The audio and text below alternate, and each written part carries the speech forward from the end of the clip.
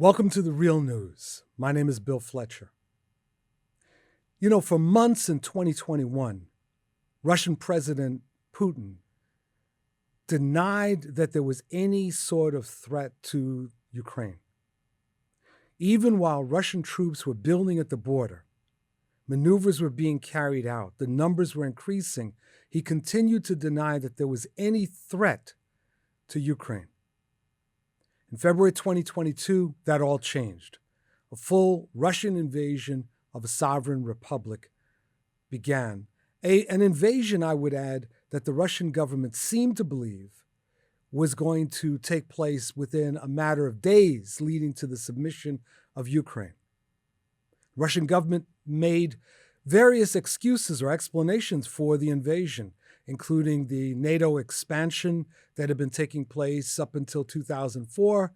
But more importantly, and actually more interestingly, was Putin's argument that Ukraine had no right to exist, that it was, I believe he called it national fiction.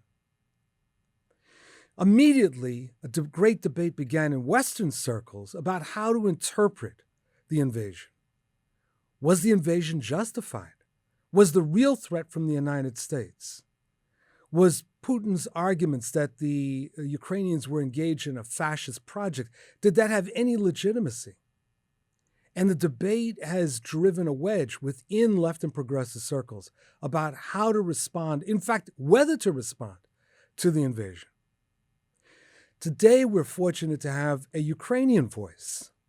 Joining us is Vladyslav Starodubtsev, who is a Ukrainian historian of Central and Eastern Europe, a social activist and member of Rada, a collective leadership body of an organization known as Sotsialnyi Rukh, now based in Kyiv.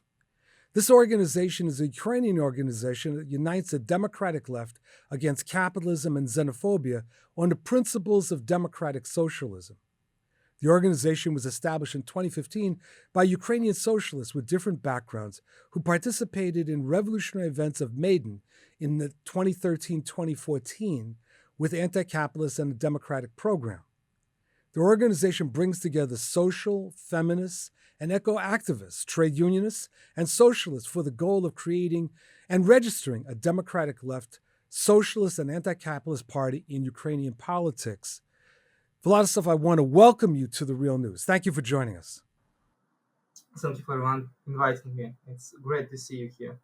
I want to just start with what is the current situation? We get various reports in mainstream media, and I'm interested both in terms of your look at the war, but also what's happening within Ukraine itself with the Ukrainian government. Okay, I will start probably from afar.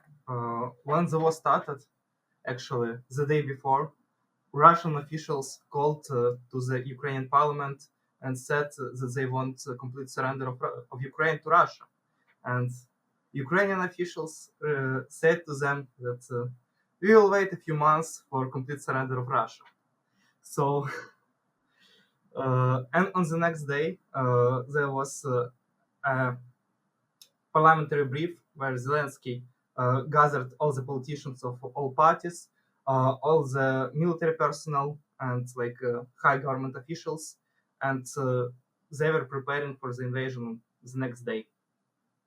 Russians tried to capture Ukraine for a week, and US and European officials at the day of the invasion were calling Zelensky and people in parliament and asking them to leave to Lviv to safety and abandon Kyiv. But as we see now, in the 6th month after the invasion, nothing like this happened. And all the Western governments that were talking that Ukraine will fall in 3 days just completely failed and cannot understand what to do now. In this situation, Ukraine still fights and resists Russian occupation. And today, they are starting a new counteroffensive to liberate Kherson from the occupation. So it's a lot more. Ukrainians doing a lot more than people on the West and generally politicians expected from them. And actually, we are showing a great resistance to the occupation. But of course, the war creates a lot of problems, a lot of social problems, a lot of political problems that need to be answered. And what Zelensky government does is absolutely awful and creates a lot more social instability that needed in times of war by using the situation as a pretext for attacking the rights of trade unions, of the people who are in precarious conditions, attacking of housing rights, of social rights, depriving of basic social securities for the needs of advancing their market fundamentalist ideology. This creates a lot of tensions, a lot of social tensions in Ukraine. A few weeks ago, they were adopted a few laws that just completely hammers the rights of trade unions to defend the workers, and a few laws that introduce zero-hour contracts that actually deprives of the right of 8-hour working day and the right to have minimum wage and just stable working conditions. And at the same time, they are progressing privatization laws. They're even privatizing military industry.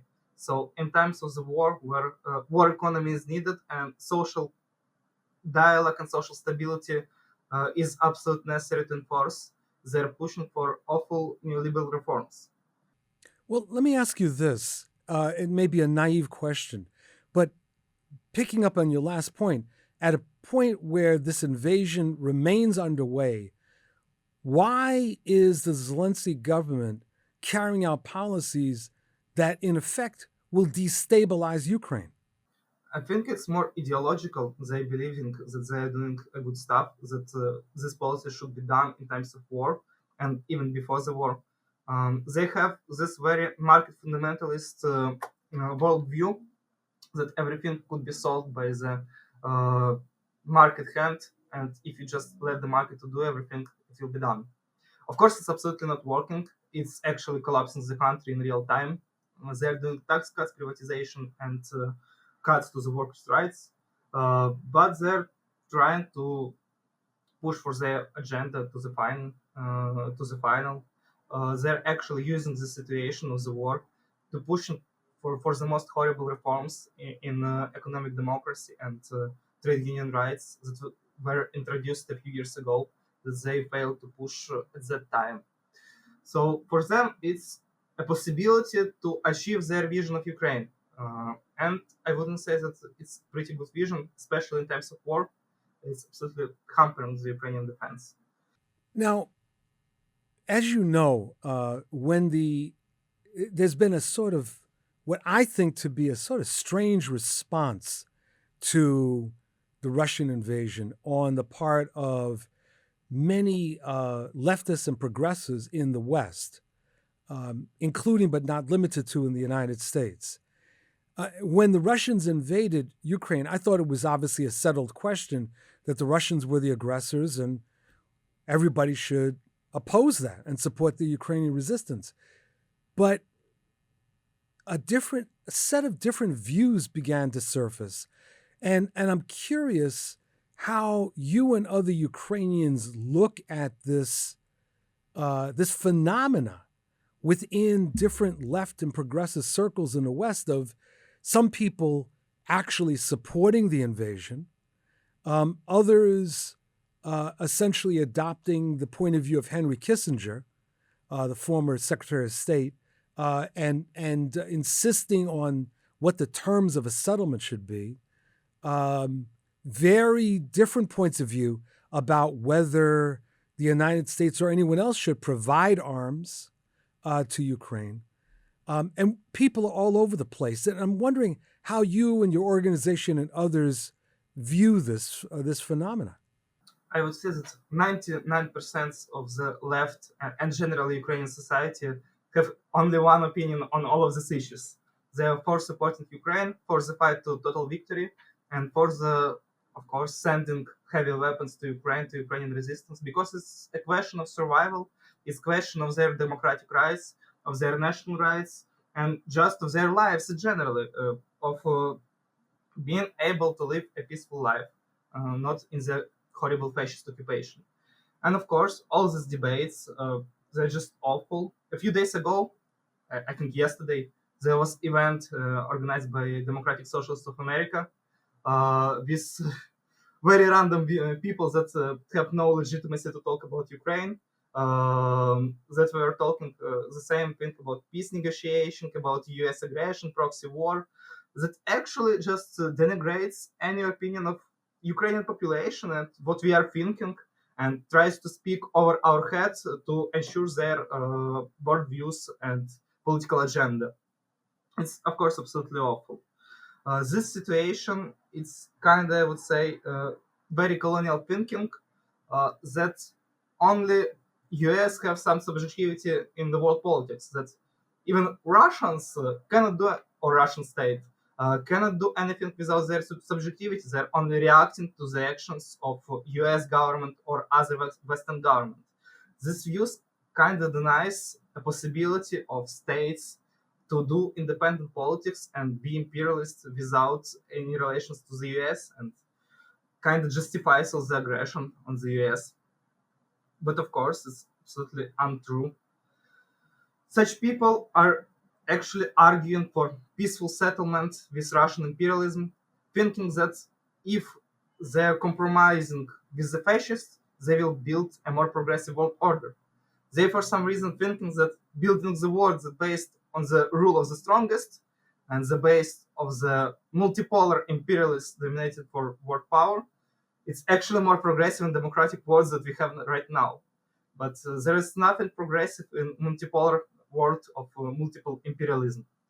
It's nothing progressive in the world where status quo can be destroyed by the rule of the strongest against the weakest nations.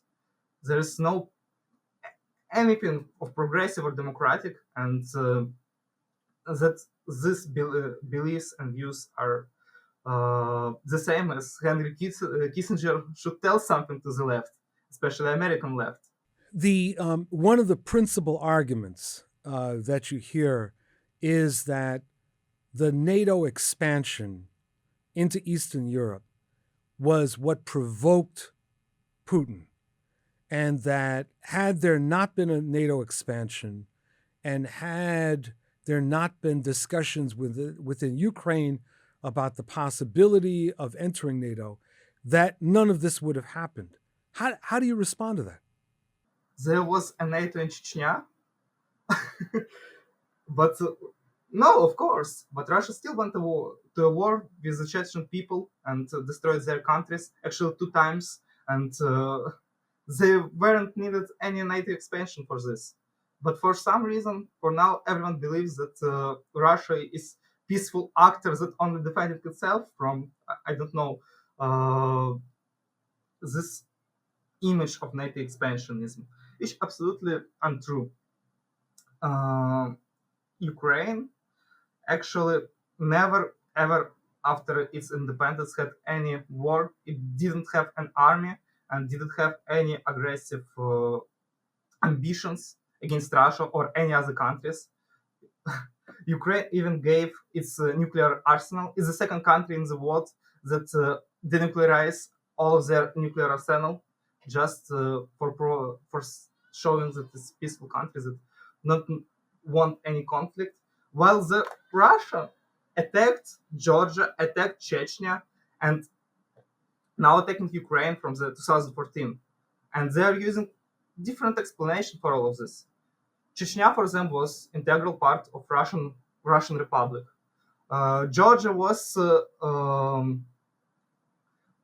chauvinistic towards Abkhazian people. Ukraine was actually a multiplier arguments that Ukrainians nation shouldn't exist, that Ukrainians are as ideology, they're talking about Ukrainians as ideology, not as nation, is hostile to idea of Russia, that Russian people are somehow oppressed in Ukraine, and so on and so on. They're using multiple arguments, just trying to appeal to any auditors they can possibly do, to the far right, to the far left, to the centrists, and so on and so on. But in the fact, what they are doing now, they're doing complete Russification of occupied cities. They're prohibiting any Ukrainian language in occupied cities. They're destroying all Ukrainian literature and all Ukrainian teachers that are teaching in Ukrainian are prohibited on the occupied regions. They're doing mass terror and oppression, killing people for engaging in actually their democratic in realization of their democratic rights. They're repressing trade unions and so on. Is it the reaction to defend itself? Is really a country that wants to defend itself would attack and enforce their culture, enforce radical assimilation politics, and kill thousands of people to defend itself? Is it a really realistic argument to this? I think no. Putin has made a number of threats, implied and actually quite explicit, regarding nuclear weaponry and the potential use of tactical and maybe even strategic nuclear weapons. There are those that say that U.S. military support to Ukraine simply prolongs this conflict and brings us closer to a nuclear exchange. How would you respond to that? I would respond very easily that if you always compromise with fascist powers and dictators, you will come to that period that there will be nothing to compromise left. So if you want to stop a fascist terrorist state that are engaging in genocide just by fearing that it could continue to do horrible things and completely continue to do aggressions, they will continue to do this. They will have all carte blanche to go for the other countries, to go for Poland, to go for Baltic states, and just expand further and further. So this argument that says that if you want to stop Russia, if you will give weapons to Ukraine, that it could provoke nuclear war and escalation and prolonged conflicts, it just shows that people want to compromise with fascist states and compromise their actually not their but freedom of other people just to appease the dictatorship and the fascist regime that have as its ideology expansion and occupation of foreign territories. With such compromises, it will be given a very strong signal to the world that any state can expand and attack any state that they want if they have nuclear weapons. Is it correct argument for abolishing nuclear weapons? It just gives a lot more privileges to the states that already has it. It creates the world order, as I said, based on the rule of strongest and based on the rule of the countries that have nuclear weapons. It's actually not helping to de-escalate everything. It only gives a carte blanche for continue such actions forever. Because if you don't give any answer to this, these powers will just continue to invade and show other countries that there is such possibility to attack weaker states. Let me ask you one final question. And it's something that's been rolling around in my head since I interviewed Professor Noam Chomsky a few months ago. In effect, he said that while he opposed the Russian invasion of Ukraine, that there was very little that we in the United States, progressives, could do to influence Putin. But what we could do is influence the Biden administration, the United States government, and put pressure on them to not expand the war. That was essentially his orientation. It led me to wonder several things that went beyond what he was raising. And one is, what is it that you and other Ukrainian leftists would recommend? What would you like progressives, liberals, leftists in the United States to be doing now that they're not doing to support Ukraine's right to existence?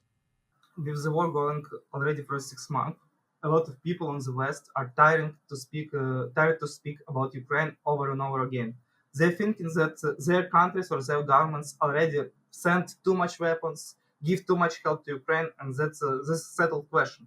But in reality, Ukrainian army is absolutely Soviet army, some equipment dating to 50s of the last century, with some artillery shells made during Stalin times. And of course, such army couldn't effectively resist the second largest army in the world. So, what the left should do is actually what the left all throughout the history did, is supporting oppressed people and oppressed nations and giving them right to resist and to fight against the oppression. So in this situation, the most empowering and emancipational thing is to demand sending more weapons to Ukraine, uh, heavy weapons, artillery, tanks, planes that are empowering Ukrainian people, a weak nation, oppressed nation, to fight for their rights for existence and to put an end of the world order that based on the rule of the strongest, of imperialism and of military aggressions. Defending the Ukraine at the moment is defending democratic rights in all of the world and defending actually world order. Because if Ukraine will fall and there will be no strong answer from any of the world powers, it means that just any other country could do something like this. Turkey can destroy all its opponents, continue invasion to Kurdistan and so on, and continue their military aggression in all other states, for example. China can do something like this in Taiwan, Serbia in Kosovo. So it creates a carte blanche for the world that will be a lot more dangerous and a lot more authoritarian than it was ever before. And practically, left wing should oppose this and do everything for Russia to lose this war. It includes sending weapons and adopting the most heaviest sanctions on Russian state that will hamper the war economy and won't allow Russian state to pay wages for their military personnel, for the workers that are working in the plants that are producing tanks and uh, other military equipment. So it's the most important two things is to agitate for the weapons and agitate for the sanctions. To continue pressure from the grassroots organization and popular movements, government to adopt such positions. The fact that governments are still supporting Ukraine, it's not because they're very altruistic and very democratic and so on and so on. It's because popular opinion is with Ukraine. They cannot just ignore this issue. All of their governments, US, even Britain, wanted to sell Ukraine. They didn't adopt any strong sanctions in 2014 and they didn't provide any practical help in 2014. They forced on Ukraine absolutely imperialist Minsk agreement and continue business as usual with Russia. They are trading arms with Russia. They're doing their capitalist cooperation. And now they're just waiting for any possibility to continue this cooperation, for any possibility to trading with fuel and gas with Russia, trading arms with Russia, and so on. So the thing that left should do is to pressure from the popular movements, their governments, the same governments that wanted to sell Ukraine in the first 3 days of the invasion and were calling Zelensky to move to Lviv and just wage a partisan war, to pressure their governments to support Ukraine and continue the support until the Ukrainian people will have their total victory. Vladyslav Starodubtsev, I really want to express our appreciation for you taking this time to speak with the Real News.